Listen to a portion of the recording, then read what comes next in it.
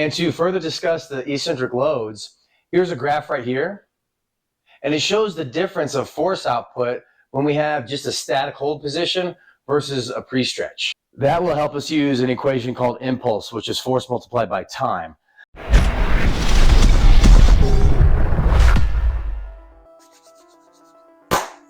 What is going on, everybody? It is Hopper, it is Brutus, and I forgot to mention last time, we got the Ultimate Warrior with us. Of course, he always needs to be with us.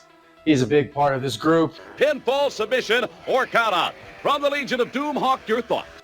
Today we will discuss one activity that everybody can do to improve their explosiveness, to improve their vertical jump, to improve their power, their work divided by time, to improve their speed, distance divided by time. This one drill, this one movement is exceptional. So here we go. The eccentric phase. Also, the eccentric, and then we have concentric paradigm, if you will. Hope I spelled that right. And in between these two, we have core and neuromuscular stability. And the way our muscle tissues work is the tissues must always have a stretch before they generate any sort of force production. It's a law that we just cannot avoid.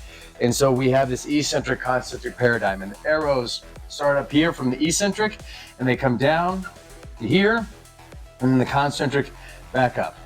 There is no way that we can generate force without the tissue generating some sort of pre-stretch. And with respect to this idea of the eccentric load is when the tissue lengthens and there's some sort of tension on it. But no! One older brother had to go and screw it up.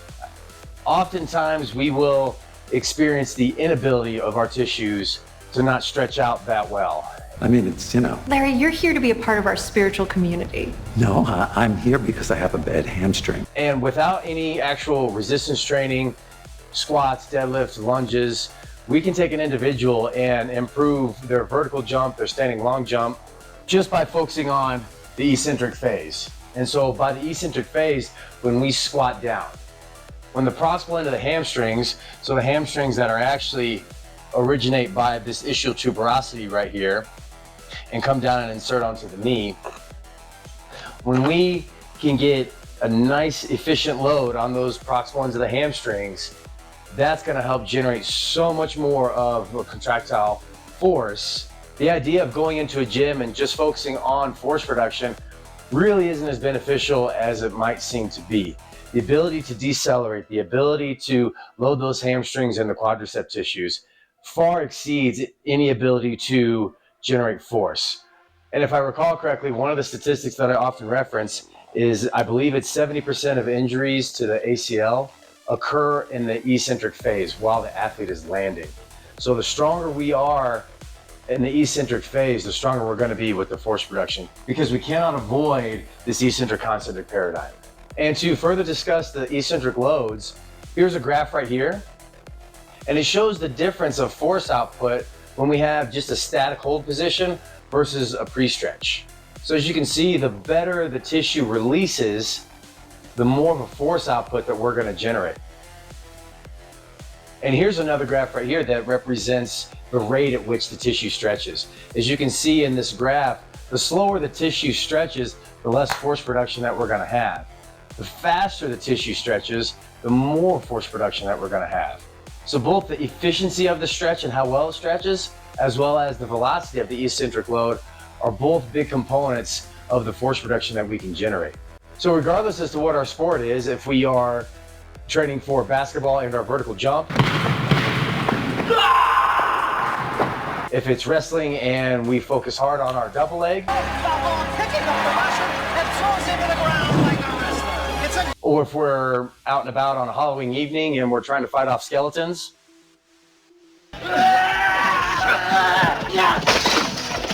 or even if we train for track and field and we're trying to find Ray Finkel.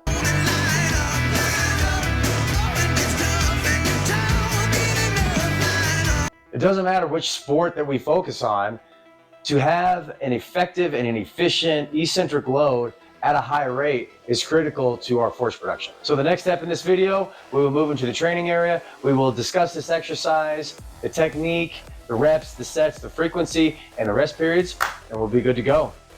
Okay, now we are in the training section.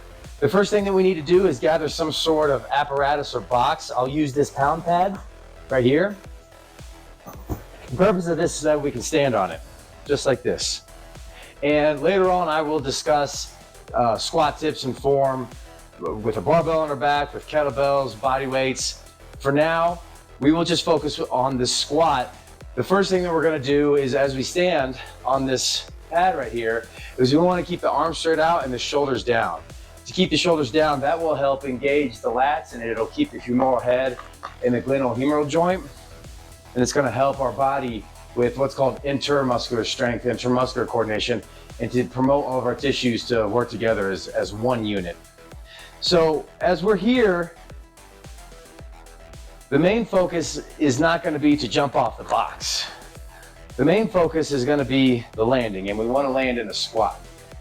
We will also discuss breathing in another video. For now, all I want is for us to breathe in and just hold our breath every time that we land. So we will hold our breath for roughly 2 to 3 seconds. So the first thing that we're gonna do is we're gonna keep the arms straight out, keep those lats engaged like I discussed. And the purpose is, as we jump off this platform, we wanna ensure that when we jump, the hip, knee, and ankles are extended. So we're basically perpendicular to the floor.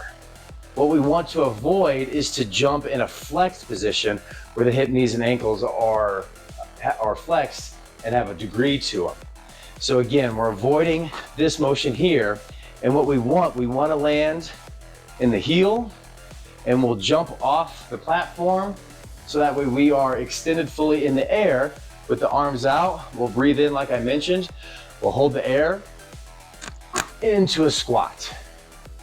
As we stand, we squeeze the glutes, we press the knees back, and we work the proximal ends of the hamstrings that I discussed in the whiteboard section to stand all the way up. And we'll come on back. And again, we don't necessarily need to jump off of this platform too high. The objective is to focus on the landing. Oftentimes, when people are new to this drill, the landing looks like this, and they jolt. And what happens with that is the ground reaction forces back up onto our hip, knees, and ankles, basically back up onto our joints, are drastically high. And it's certainly not healthy for our knee joints, our ankle, our hip joints. And there's no eccentric load on the quads or on the proximal ends of those hamstrings. So we're back to here. Arms straight out. We're gonna tuck the chin. We're gonna look through the eyebrows on the squat. Huh? Leaner lines? I still have mobility? We're gonna jump into the air ever so slightly. Again, we don't have to make a huge vertical jump.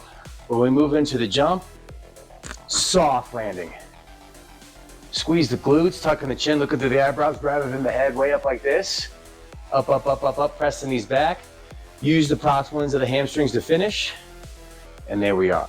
So we're here. And if it's possible, I highly recommend that we use some sort of matting for our landing surface. That will help us use an equation called impulse, which is force multiplied by time. The padding on this floor is way better than a concrete or maybe even a basketball court, because it takes the peak force and it spreads it out over a longer period of time, which is how football helmets work, or a padding on a gymnastic floor, or even a trampoline. No titties! No titties! No titties! Not you, me. I'm talking about me. My titties are gone. So that impulse, force multiplied by time, that's why we're using these mats right here. And it's a great way to absorb some of the higher peak forces. So we put the arms out, we breathe in, we keep the lats engaged, and up. And here are a few more examples from a different viewpoint. This way you can see the flexion at the ankle, rather than the last few examples we looked at the origin of the hamstrings.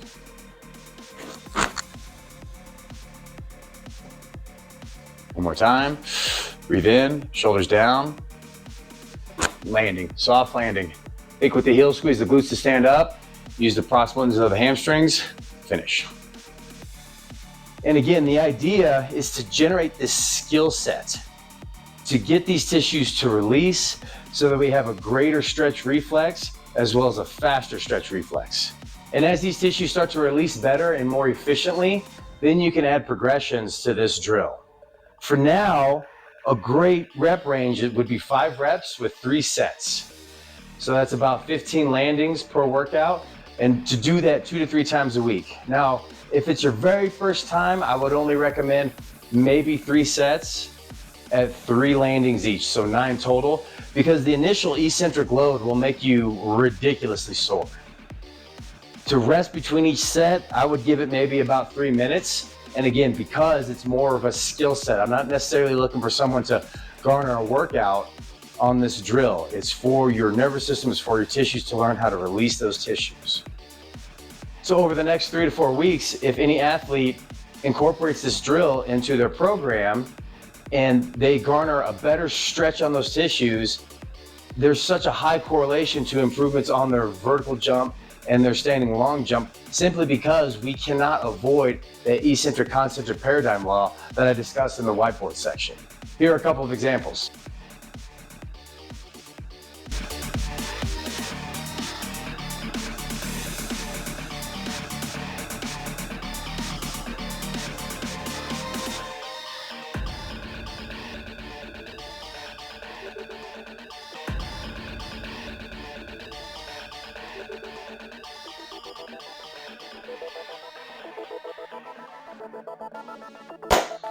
So that's it for this video. For those of you that have any questions about anything, the concepts on the board that we discussed, or if you need to get a girlfriend, Yeah, baby. or whatever, or even the mechanics of this drill, please feel free to use the contact information below, as my email address is there. For those of you that wish to support the creation of the content, please feel free to use the links below as well for donations. Donations. Donation. I thought it was the trash. Don't be getting on me. Some money, stupid ass. Very least, please like this video and all that internet nonsense. Subscribe to the channel, share this content on social media, and we will see you all next time.